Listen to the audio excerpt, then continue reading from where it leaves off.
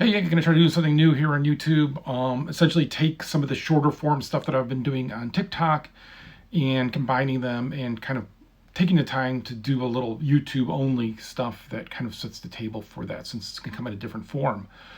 And I feel like I was shortchanging YouTube, and also YouTube just kind of works better in longer form. It doesn't like the 3-minute chunks for videos, and I don't want to do YouTube shorts. I hate YouTube shorts. I think they're performative and fake and really manipulative and weird and so originally I was just going to move stuff over to there. I didn't like that. Oddly enough, I tried to move some of the clips and then add sound to them, and I kept getting flagged for IP violation, and it was like in Russia, even though I was using the YouTube app's music, but yet nobody else is getting flagged for that. I don't know, like I just got sick of it, so I just kind of bailed on it early on.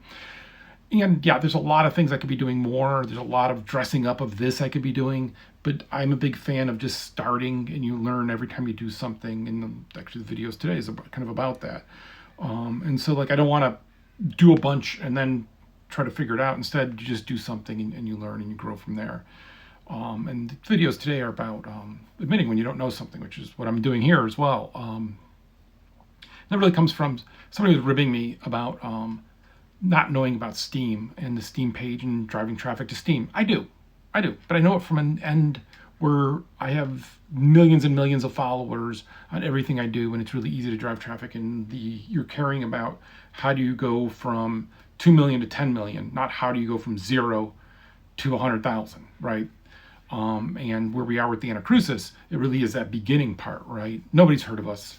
The game was very rough in the beginning. It's very very good now. If you stream yourself and you want keys, I can give you keys to give to your community or to yourself.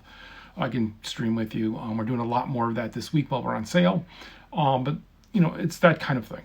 So this is what I'm doing here. I'm going to try to put some context around these videos, and so nicely this works really well today because first of all it's asking for help and kind of what I'm doing here, but also there was a follow-up, which was, and this was a really hard thing for me when I was young to ever admit that I didn't know something, because I would think people wouldn't trust me if I didn't know everything, and I had to know everything about business and marketing and like everything, because I had a diverse background. So it was just like I thought this was expected of me, but really kind of shedding that and instead embracing, hey, it's okay not to know something and ask for help has really been helpful. And there's some tricks. The second video kind of goes into tricks of how you can practice essentially, because much like this, all of this is just you do it and you grind and you get better at it. So hope this is helpful. Give me feedback if you like this form better being a little bit longer, or if you prefer the shorter ones. I don't know. That is the thing that I wish I knew earlier and younger in my life to be able to do. And just to say I don't know. Sometimes when I'm making TikToks, I try to think of what things would I wish I had known, or what would have helped me early on in this journey. And early on, I'm bad at this. And if you're young, it's really hard to do this because you don't have the other part of this. But what prompted this was I got a message of like, hey, Valve dude, you're asking for questions on how to set up your Steam page. You knew everything. No. Yeah, I worked for 12 years at Valve. Yeah, I even worked on the business side, even did marketing and the thing. But it's entirely different there when you have the scale there of how you approach it versus when you're a small entity like me, like us. It's just entirely different. It also changes. It changes every year, it changes all the time. And people were really gracious on this app to give me feedback, really good feedback. We've actually made changes on that feedback. Actually, send those people some keys. But appreciative. Like, this is one of the reasons why I really like TikTok, and I'm surprised of how nice it is here. Okay, so it's really easy to think asking or saying I don't know and asking for help is a sign of weakness. I get it. That is like, seriously, you look at somebody and go, I thought you knew what you were talking about. Here's the deal. I know how to write comedy. I know how to make games.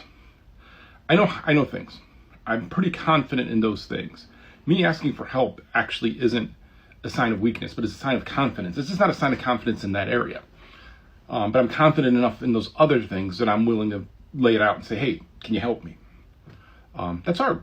Because I know there are people who will think like, hey, shit, I shouldn't trust him or whatever. Because I do some advising for people. And yeah, I'm not going to tell you how to set up your Steam page. I'm going to introduce you to people who know how. I've been talking to those people as well. But yeah, don't be scared just to say you don't know or ask for help, or like just show that weakness side, because it isn't really weakness. To be able to do that takes some strength. Or I am just delusional and I am really weak and I am making an excuse for I am weak. You never know. It could be that, right? But, yeah, that's my bias. I'm going with it.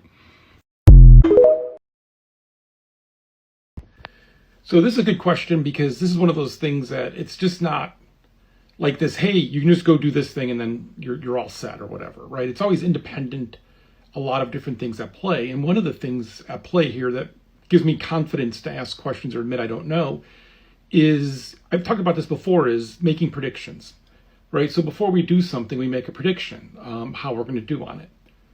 And it holds you accountable, right? It's a way to force you to look back at your prior thoughts and go, was I right or wrong? Why was I right or wrong? And it's humbling, right? Because you're wrong more than you're right. You often have good instincts or you have good close thoughts, but you don't get it all the way. And so the way that you get better at it is you make those predictions, right? So we do a sale and I say, hey, I predict we're going to sell this many copies. And then when we don't, it's like, okay, why aren't we? What's happening? Let's talk to the community. Oh, okay, it's still word of mouth, right? The word of mouth problem is a better problem to solve than, hey, it's getting bad reviews and everybody hates your game. That's a hard problem to solve. That's a lot of work. That's what we started with. Let's be clear. A year and a half ago, that's where we were. Now we're a good game. Now we have a lot of content. You can play versus mode. Like it's good. It's good. I'm having fun. But now it's word of mouth. Okay, so we find the word of mouth out now. Hey there. It's our logo, by the way.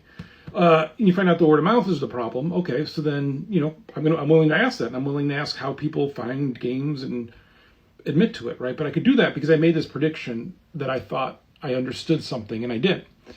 And eventually, you just do that enough times that you get comfortable with saying, like, hey, predictions are hard. Being right is hard. And so, yeah, you just kind of train yourself you're essentially wrong so many times. Every time you do an update or you make a big change or anything, like say you're just at work and you're going to go in and you're going to go to a meeting and you're going to pitch an idea.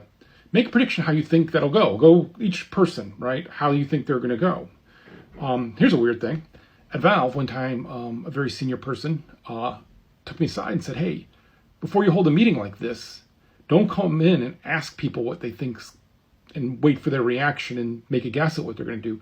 Go to each person individually before the meeting. Make sure you understand if they're a yes or a no, and then hold the meeting. Right? But I learned a lot that day of okay, here, this isn't a place where I worked when I was at Bossa. You went into Bossa and you asked the question because you wanted to find out everybody's feedback and you wanted to feed off of it. It was just a different culture. Neither right or wrong, but it's very different, right? And so it's important that you kind of understand that you make those predictions, but you can do that yourself. You can go into a meeting and make predictions, right? If you're not going to do the Valve way, and go, okay, how are people going to respond to this? What are their answers going to be?